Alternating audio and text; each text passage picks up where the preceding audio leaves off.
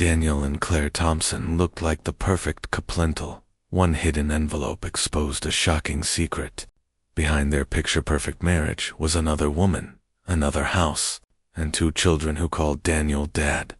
What began as subtle red flags soon spiraled into betrayal, violence, and a crime that shattered two families forever. Daniel and Claire Thompson lived in a neighborhood where appearances mattered, and by all accounts, they embodied the very definition of success. Their home sat at the end of a quiet cul-de-sac, its white picket fence and well-tended garden standing as a symbol of stability. Every spring, Claire filled the flower beds with bright tulips, and Daniel was often seen trimming the hedges with careful precision. To their neighbors, they were the picture of domestic bliss. Claire worked as a school teacher, well-liked by her colleagues and adored by her students, while Daniel held a managerial position at a logistics firm, which often required him to travel. At block parties and social gatherings, they arrived hand in hand, offering warm smiles and polite conversation. Their marriage seemed strong, their lives enviable. Their story, one that friends admired and quietly wished to mirror. Inside the house, life appeared equally harmonious. Family photographs lined the staircase, showing snapshots of vacations, anniversaries, and birthdays. Claire often invited friends over for dinner, serving homemade meals at a neatly set table, while Daniel poured wine and spoke of his latest business trips with casual ease. Those who knew them believed they were inseparable, and even the smallest gestures seemed to confirm this impression. Daniel never forgot anniversaries, always arriving with flowers or small tokens of affection. Claire, in turn, supported his demanding schedule and rarely complained about the long hours he spent away from home. To outsiders, there was nothing unusual, nothing suspicious, nothing that suggested the carefully curated image was anything less than genuine. But beneath the polished exterior, subtle cracks existed. They were not the kind of cracks most people would notice. Only Claire could feel them, in fleeting moments when Daniel's attention seemed elsewhere, or when he avoided direct answers to simple questions. He frequently excused his absences by claiming last-minute meetings or urgent travel demands, but Claire trusted him. Trust, after all, was the foundation of their marriage, and she had little reason to believe otherwise. Whenever doubts crept in, she reminded herself of his steady presence at home during holidays and the affection he often showed in public. It was easy to dismiss the unease as overthinking. Friends and neighbors admired Daniel for his work ethic. They believed his constant travel was a sign of ambition, a natural part of his career. Claire reinforced this view, often explaining with pride how hard her husband worked to provide for their comfortable lifestyle. The truth, however, was more complicated. While Claire admired him too, there were moments when she longed for consistency. 4 nights when he would not rush out the door with a suitcase in hand, promising to call as soon as he landed. The phone calls did come, but they were brief and filled with vague details. She told herself that this was the reality of being married to someone successful. Sacrifices had to be made, and she was willing to make them. The foundation of their relationship was built on routine. Daniel kissed her goodbye each morning before work, and she packed him lunches with handwritten notes tucked inside. In the evenings, when he was home, they would sit on the porch swing, sipping coffee and watching the sunset. These rituals kept Claire reassured, reminding her that their marriage was grounded in shared moments, no matter how busy life became. Still, she sometimes caught a distant look in his eyes, as if part of him was elsewhere. When she asked about it, he brushed it off, attributing it to work stress. His explanations always sounded reasonable, and Claire, not wanting to seem distrustful, accepted them. For nearly everyone who knew them, Daniel and Claire were the couple who had it all. Their story was the kind of tale whispered admiringly at family gatherings, or used as an example of stability during difficult times. Yet stories that appear flawless often conceal what is most dangerous. The Thompson marriage was no exception. Daniel carried secrets Claire had not yet uncovered.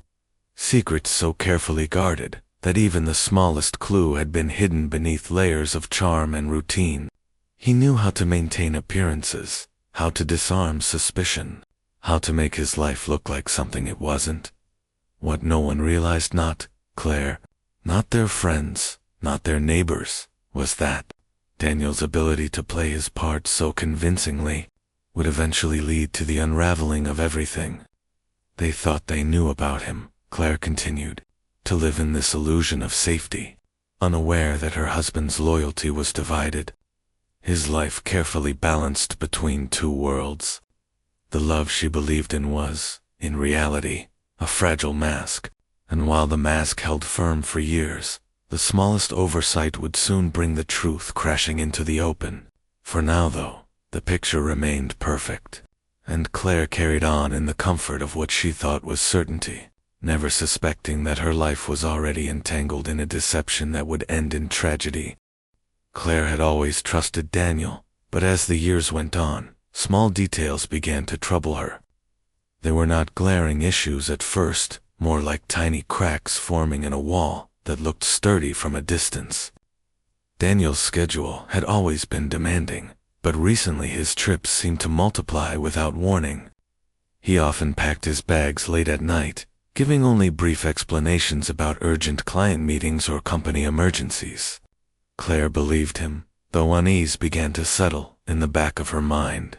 It wasn't just the frequency of his travels, but the way his explanations lacked substance. When she asked which city he was visiting, his answers were vague, and when she pressed for details about colleagues or clients, he changed the subject. The phone became another source of suspicion. Daniel had always been private with his devices, but lately, he guarded his phone with unusual intensity. He carried it everywhere, even into the bathroom, and kept it locked with a new passcode Claire didn't know. Whenever a message arrived, he would glance at the screen quickly, his expression unreadable, before tucking the phone back into his pocket. Sometimes he even stepped outside to take calls, lowering his voice to a whisper, as if the conversation was not meant for her ears. Claire tried to convince herself that his behavior was nothing more than professional caution. Maybe he was under a confidentiality agreement at work.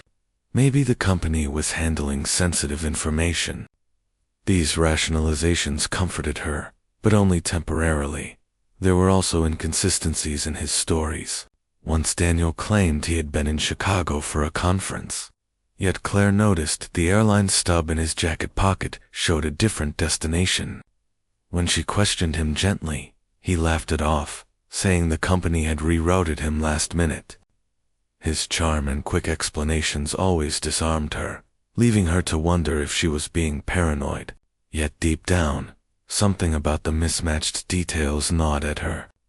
She had never known Daniel to be careless, so the slip-ups seemed unusual. Financial matters raised further questions. Their joint account showed charges from restaurants and stores in cities Daniel claimed never to have visited. When she mentioned the unfamiliar expenses, he brushed them aside, saying the company reimbursed him for client dinners and business-related purchases. He reminded her that his work often required entertaining partners or attending networking events. His tone was calm and reassuring, but Claire noticed he never kept receipts or mentioned the names of the supposed colleagues he dined with. Each time she tried to make sense of it, her trust in him battled with her growing doubts. Claire also began to feel an emotional distance creeping into their marriage. Daniel was still affectionate in public, still remembered birthdays and anniversaries, but when they were alone, he often seemed distracted. At the dinner table, his eyes wandered as if he was elsewhere. When she spoke about her day at school, he nodded politely but offered little in return. Nights that used to be filled with conversation or laughter became quiet, interrupted only by the vibration of his phone on the nightstand. He would check it quickly, sometimes stepping into the hallway before returning with an excuse about late-night work. Friends occasionally noticed the changes too. A close neighbor asked why Daniel seemed to travel so often, joking that Claire must feel like a single woman during the week. Claire laughed it off, pretending it didn't bother her, but inside, she wondered if others were starting to see the same cracks she had been trying to ignore. At social gatherings, Daniel remained charming and attentive, yet Claire could sense the effort behind his smile, as though it was part of a performance. She started to realize that their perfect image might be nothing more than a carefully crafted illusion. Despite all of this, Claire hesitated to confront him directly. Fear held her back, not just fear of the answer, but of what it might mean for the life they had built together. She loved Daniel deeply, and the thought of him betraying her seemed unbearable. So, she convinced herself that her concerns were rooted in imagination. Still, her instincts whispered otherwise. The tension between trust and doubt grew stronger with each unexplained trip, each secretive phone call, each vague explanation. These small but persistent red flags became the silent backdrop of Claire's life. She carried them quietly, never speaking of them to friends or family, unsure if anyone would believe her suspicions. She wanted to believe in her husband, to hold on to the man she thought she knew. But in moments of solitude, when the house was quiet and the bed beside her was empty, a chilling thought began to take shape. What if Daniel's life was not what it seemed? What if the man she trusted most was hiding something so devastating it would shatter everything she believed about their marriage? The questions lingered, unanswered, casting a long shadow over her once perfect world. It happened on an ordinary evening, the kind of night Claire often spent tidying up the house after a long day of teaching. Daniel had just returned from another so-called business trip, and his suitcase lay half unpacked in the corner of their bedroom. While he showered, Claire decided to clean the car he had driven to the airport earlier in the week. It wasn't unusual for her to take care of such things. She often vacuumed the seats, gathered his scattered receipts, and wiped the dashboard.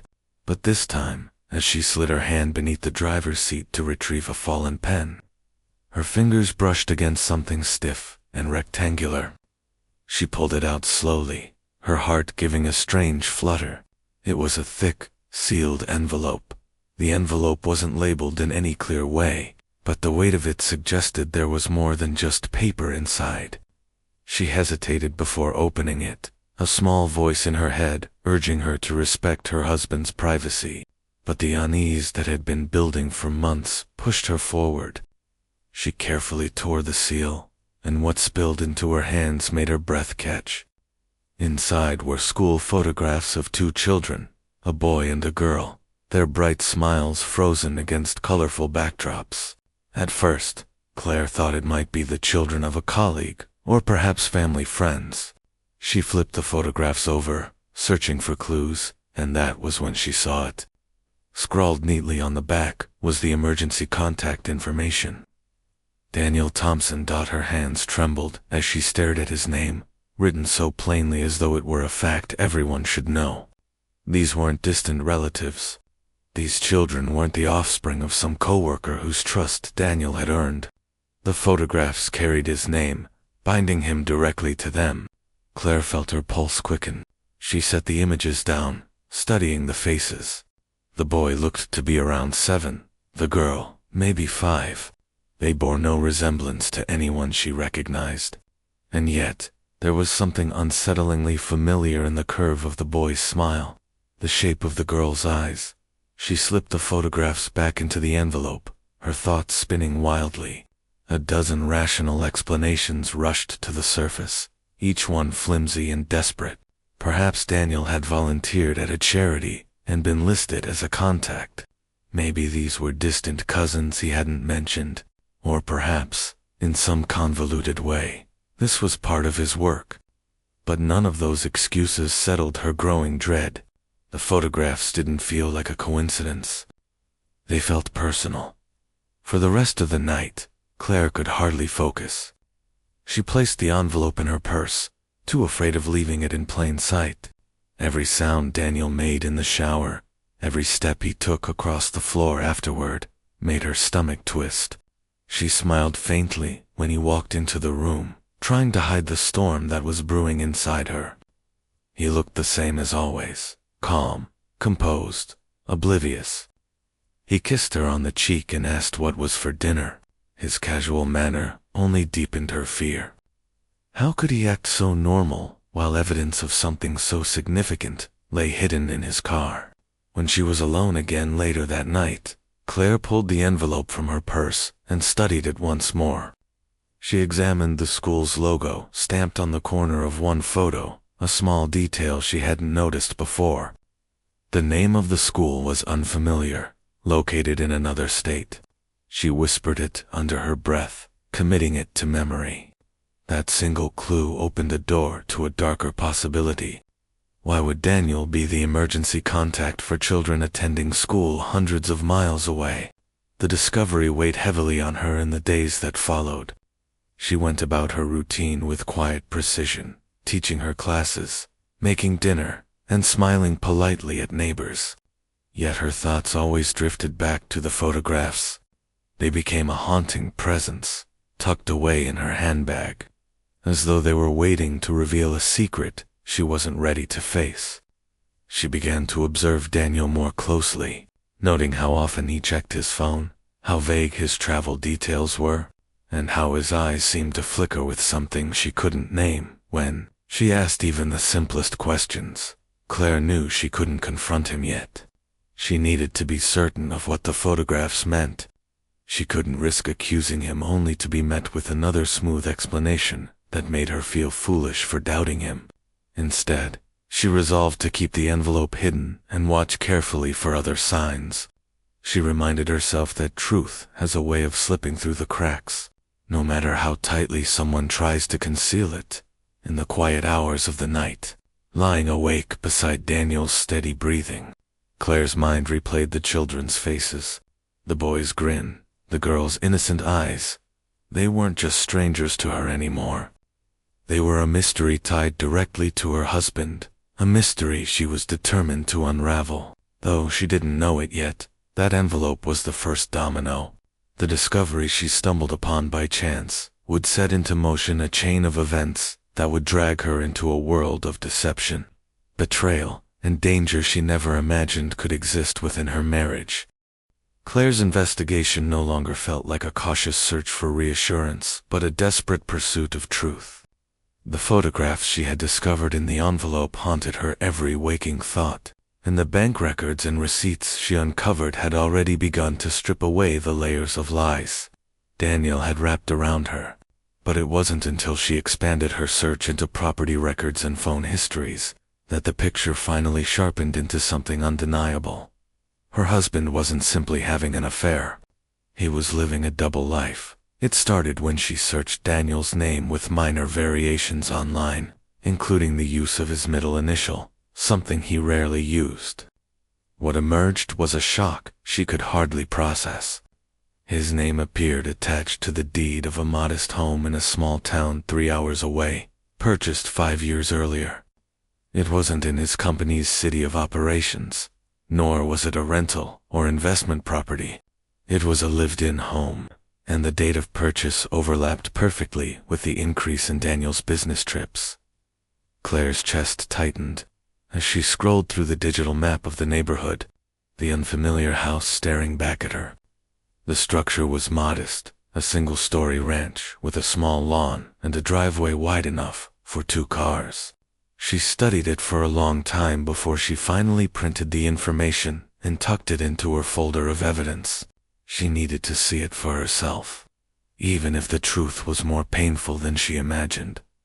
The following weekend, under the pretense of visiting a friend, Claire made the 3-hour drive. Every mile was filled with a dread that grew heavier with each passing signpost. When she finally pulled onto the quiet suburban street, her stomach twisted violently. The house from the records stood exactly as she had seen it online, its blinds neatly drawn, its lawn trimmed. A woman emerged from the front door, carrying groceries. She was around Claire's age, with long blonde hair pulled into a loose ponytail.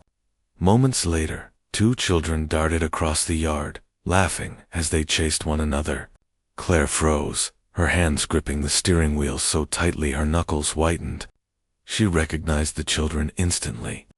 They were the same faces from the envelope, Before she could look away, another figure appeared in the doorway. Daniel. He stepped outside casually, holding the screen door open with his foot as he called after the children. He smiled in a way Claire hadn't seen in years. Warm, genuine, utterly unguarded. Then he leaned down and kissed the blonde woman on the cheek before helping her with the bags. Claire's world collapsed in an instant. Everything she thought she knew about her life, her marriage, and her future was ripped away. She sat in her car, trembling, watching her husband play the role of devoted partner and father to a family she never knew existed. For nearly half an hour she remained there, staring through tears, until the scene blurred beyond recognition. When she finally drove away, her mind was a storm of disbelief, heartbreak, and fury.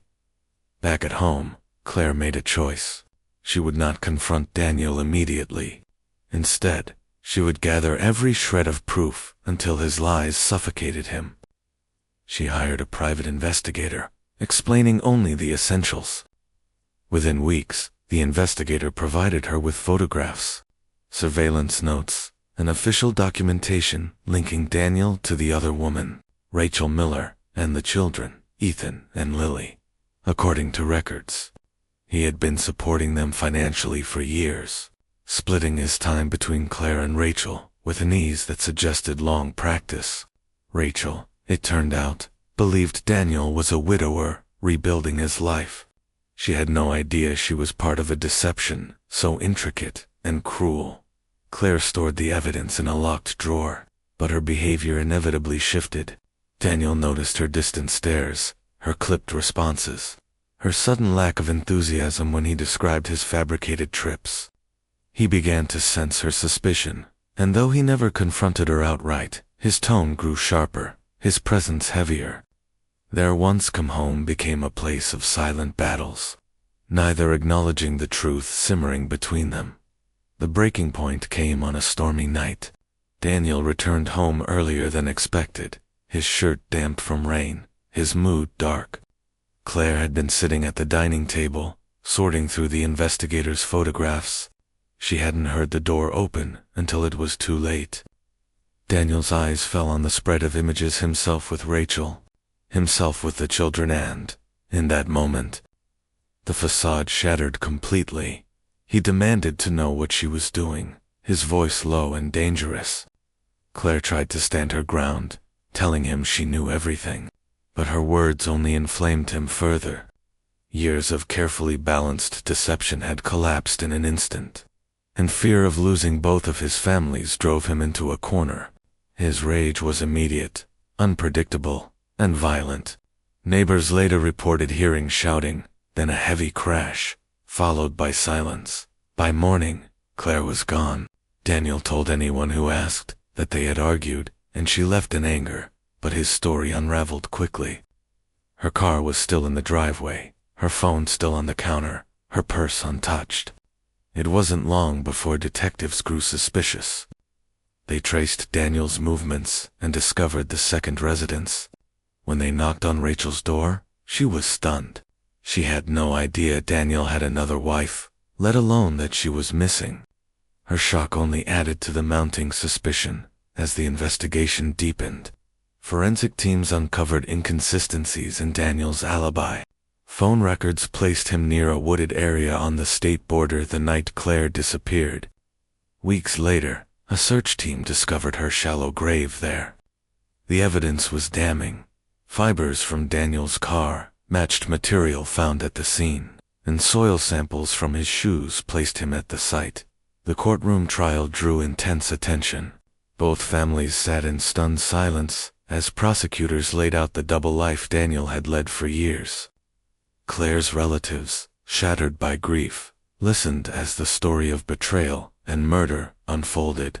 Rachel, holding her children close, wept as she realized the man she trusted had destroyed not only his wife, but the fragile life he built with her. Daniel remained expressionless through much of the trial, offering no apology, no explanation beyond half-hearted denials. But the evidence was overwhelming.